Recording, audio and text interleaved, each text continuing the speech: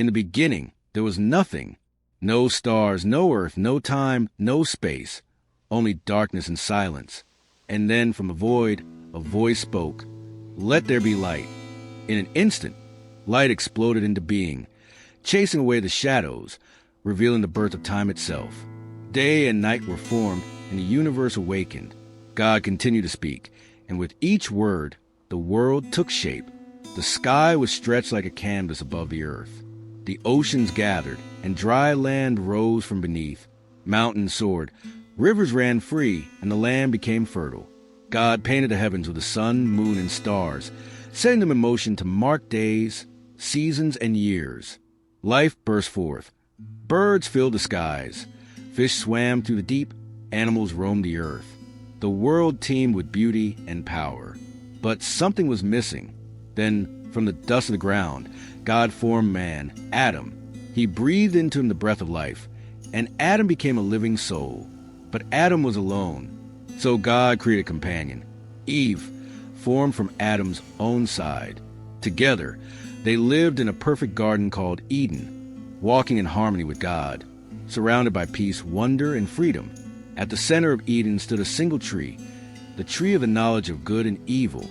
God gave one command: "You may eat from any tree in the garden, but not this one." But the serpent, cunning and deceptive, whispered to Eve. He twisted the truth, planting doubt. Eve ate the fruit, and so did Adam. In that moment, innocence shattered. Their eyes opened to shame, fear, and guilt. They were no longer the same. Banished from a garden, Adam and Eve faced a harsh and broken world. But God, even in judgment, showed mercy. He clothed them and made a promise. One day, someone would come to crush the serpent and restore what was lost. Their children, Cain and Abel, grew into men. But jealousy overtook Cain, and he murdered his brother.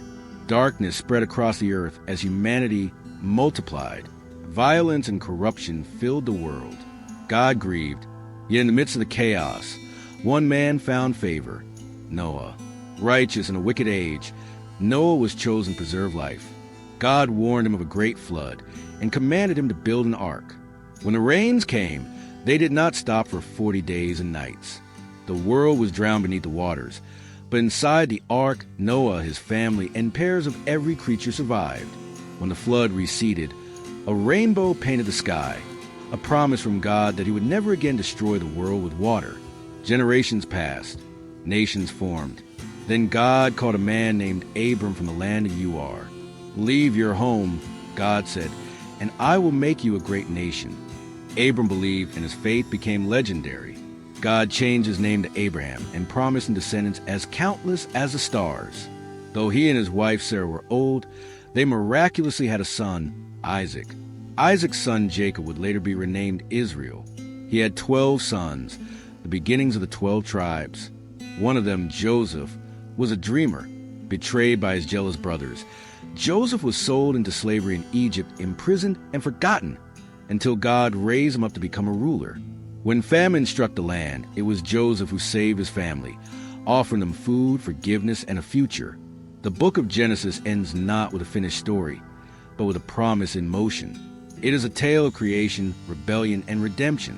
It shows a God who shapes worlds, judges evil, but never stops loving his people. Genesis is the first page in a divine saga, a story still unfolding today.